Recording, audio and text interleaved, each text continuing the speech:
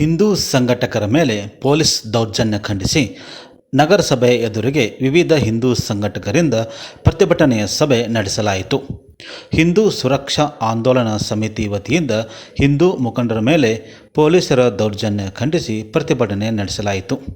ಈ ಸಂದರ್ಭದಲ್ಲಿ ಮುಖಂಡರಾದಂಥ GN ಪಾಟೀಲ್ ಮಾತನಾಡಿ, ಪೊಲೀಸರು ಹಿಂದೂ ಸಂಘಟನೆಯನ್ನು ಹತ್ತಿಕ್ಕುವ ಕೆಲಸ ಮಾಡುತ್ತಿದ್ದು, ಹಿಂದೂಗಳು ಒಗ್ಗಟ್ಟಾಗಬೇಕಾಗಿದೆ. ಪ್ರತಿಭಟನೆ ನಡೆಸುತ್ತಿದ್ದ ಸಮಯದಲ್ಲಿ ಮುಖಂಡರ ಮೇಲೆ ಹಲ್ಲೆ ಮಾಡಿರುವುದು ಖಂಡನೀಯವಾಗಿದೆ ಎಂದು ಆಕ್ರೋಶ ವ್ಯಕ್ತಪಡಿಸಿದರು.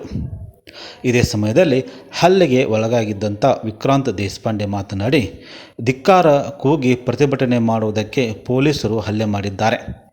ಲಾಠಿ ಚಾರ್ಜ್ ಹಾಗೂ ಹಲ್ಲೆ ಮಾಡುವಂಥ ಹಕ್ಕು ನಿಮಗೆ ಯಾರು ಕೊಟ್ಟಿದ್ದಾರೆ? ಏಕೆ ಹಲ್ಲೆ ಮಾಡಿದ್ದೀರಾ ಎಂದು ಉತ್ತರಿಸಿರಿ. ಯಾರ್ದೋ ಕೈಗೊಂಬೆ ಆಗಿ ಸಂಘಟನೆ ಹತ್ತಿಕ್ಕುವಂಥ ಕೆಲಸ ಮಾಡಿದರೆ ಸುಮ್ಮನೆ ಇರಲ್ಲ ಎಂದು ಆಕ್ರೋಶ ವ್ಯಕ್ತಪಡಿಸಿದರು. ಈ ಸಂದರ್ಭದಲ್ಲಿ ಗುಳೇದಗುಡ್ಡದ ನೀಲಕಂಠ ಸ್ವಾಮೀಜಿ, ಕಿರಣ್ ಪವಾಡ್ ಶೆಟ್ಟರ್ ಸೇರಿದಂತೆ ಇತರ ಮುಖಂಡರು ಉಪಸ್ಥಿತರಿದ್ದರು. ಮುಖ್ಯ ಭಾಷಣಕಾರರಾಗಿ ಶ್ರೀಕಾಂತ್ ಹೊಸಕೇರಿಯವರು ಪೊಲೀಸರ ವಿರುದ್ಧ ಹಾಗೂ ಕಾಂಗ್ರೆಸ್ ಪಕ್ಷದ ಸರ್ಕಾರ ವಿರುದ್ಧ ವಾಗ್ದಾಳಿ ನಡೆಸಿದರು. ನಂತರ ಪೊಲೀಸ್ ಅಧಿಕಾರಿಗಳ ಮೇಲೆ ಸೂಕ್ತ ಕ್ರಮ ತೆಗೆದುಕೊಳ್ಳಬೇಕು ಎಂದು ತಹಸೀಲ್ದಾರ್ ಮೂಲಕ ರಾಜ್ಯಪಾಲರಿಗೆ ಮನವಿ ಪತ್ರ ಸಲ್ಲಿಸಲಾಯಿತು.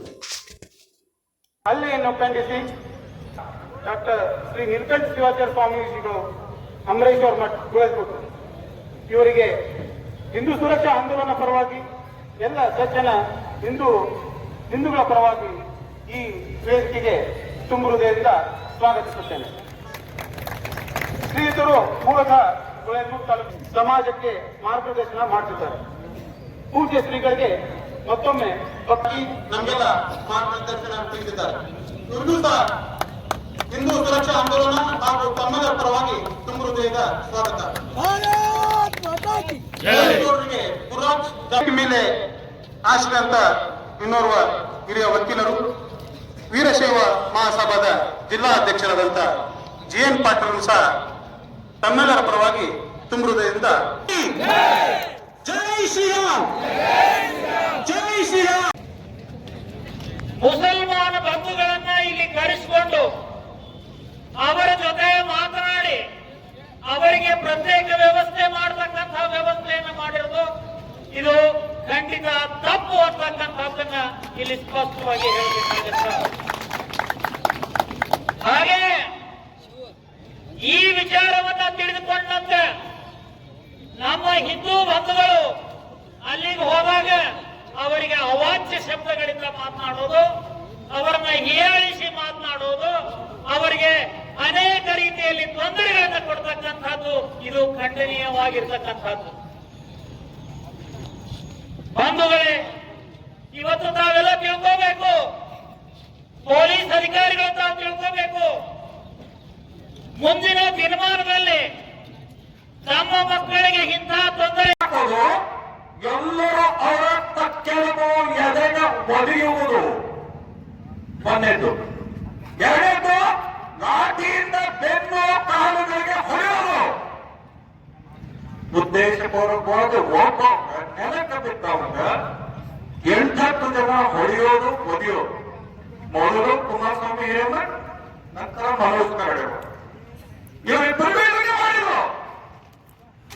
ನಿಮಗೆ ನೆಲಕ್ಕೆ ಬಿದ್ದವನನ್ನ ಒದಿಲಿಕ್ಕೆ ಅಧಿಕಾರ ಕೊಟ್ಟವರು ಯಾರು? ನೆಲಕ್ಕೆ ಬಿದ್ದವನ ಮೇಲೆ ಲಾಠಿ ಚಾರ್ಜ್ ಮಾಡಿ ಅವಕಾಶ ಕೊಟ್ಟವ್ರ CBI ಬಿಹಾರ ಕುಮಾರಸ್ವಾಮಿ ಕೋಳ ಪಟ್ಟಿ ಹಿಡಿದ ಕಿಡಿಯಿಂದ ಅಲ್ಲಿ ತರ ಹೇಳ್ಕೊಂಡು ಹೋಗ್ಬೇಕಾದ್ರ 6 ಜನ ಪೊಲೀಸರು ಬೆನ್ನತ್ತೆ ಹೊಡೆಯಕತ್ತಿದ್ರಲ್ಲ, ಕೊಲೆ ಮಾಡಿದ್ರ, ಸುಲಿಗೆ ಮಾಡಿದ್ರ, ಧಿಕ್ಕಾರಕ್ಕೆ ಹೋಗಿದ್ದು ತಪ್ಪ. ಇಷ್ಟೆಲ್ಲ ಮಾಡಿ ಅವರನ್ನ ಇಲ್ಲೊಂದು ವ್ಯಾನ್ ಇಲ್ಲಿ ನಿಲ್ಸಿಟ್ರು, ಇಲ್ಲಿ ತಂದು ಬಂದು ನಿಲ್ಸಿ ವ್ಯಾನಿಗೆ ತುಂಬಿದ್ದ ವ್ಯಾನಿನ ಲೈಟ್ ಆಫ್ ಮಾಡಿದ್ರು. ಹೊಡೆಯೋದವರಿಗೆ ಲಾಠಿಯ ಎಂಟಿನಿಂದ ಚುಚ್ಚುವುದು. ಇವತ್ತಿಗೂ ಅದೇ ಗಾಯ ದೊಡ್ಡ ಕುಮಾರಸ್ವಾಮಿಗೆ ಬೆನ್ನಿಗೆ ಆ ಚುಚ್ಚಿದ್ದ ಗಾಯ ಎಲುಬು ಮತ್ತು ರಕ್ತಗಳಿಗೆ ಮತ್ತೆ ಇವತ್ತಿಗೂ ಸುಟ್ಟುಕೊಂಡಿದ್ದಾರೆ. ಮನುಷ್ಯರ ನೀವು ಆದರೂ ಅವರ ಎದೆಗೆ ಹಿಂದೆ ಸರಿಸಿ ಪಕ್ಕಡಿಗೆ ಒದಿತಿರಲ್ಲ, ನಿಮ್ಮದು ಮನುಷ್ಯತ್ವ ಅನ್ನೋದಿಲ್ಲ. ಪೊಲೀಸ್ ಇಲಾಖೆ ಒತ್ತಾಟನೆ ಹಿಡ್ತ ಅಮಾನುಷ ಮನುಷ್ಯತ್ವ ಇಲ್ಲದವ್ರನ್ನ ನೀ ಬಿಟ್ಟು ಹೋಗ್ಬೇಕಾ? ನಾವು ಅವ್ರನ್ನ ಸಸ್ಪೆಂಡ್ ಮಾಡ್ರಿ ಅಂತ ಕೇಳಕತ್ತಿಲ್ಲ, ಅವ್ರ ಟ್ರಾನ್ಸ್ಫರ್ ಮಾಡ್ರಿ ಅಂತ ಕೇಳಕತ್ತಿಲ್ಲ. ಇಂಥವ್ರ ಇಟ್ಕೊಂಡು ಕೂತ್ರೆ ನಿಮ್ಮ ಯೋಗ್ಯತೆ ಏನು ಅಂತ ಸಮಾಜಕ್ಕೆ ತೋರಿಸ್ಕೊಳ್ಳಕತ್ತಿರಲ್ಲ. ಪೊಲೀಸ್ ಇಲಾಖೆ ನಿಮ್ಮ ಯೋಗ್ಯತೆ ಏನು? ಎಲ್ಲ ಪೊಲೀಸ್ ಆಗಿಲ್ಲ. ನಾನು ಹೋಗ್ತೀನಿ ಅವತ್ತನ ಅವ್ರಿಗೆ ಹೊಡಿಲಿಕ್ಕತ್ತಾಗಲ್ಲ, ಎಡಿಷನಲ್ SP ಅವ್ರು ಬಿಡಿಸ್ಲಿಕ್ಕತ್ತಾರ, ಅವ್ರಿಗೆ ಅಂತಾನೆ ಕಿಮ್ಮತ್ ಅವ್ರನ್ನ ದುಗಿಸಿ ಬರ್ತಾರೆ ನೋಡ್ಬೇಕು.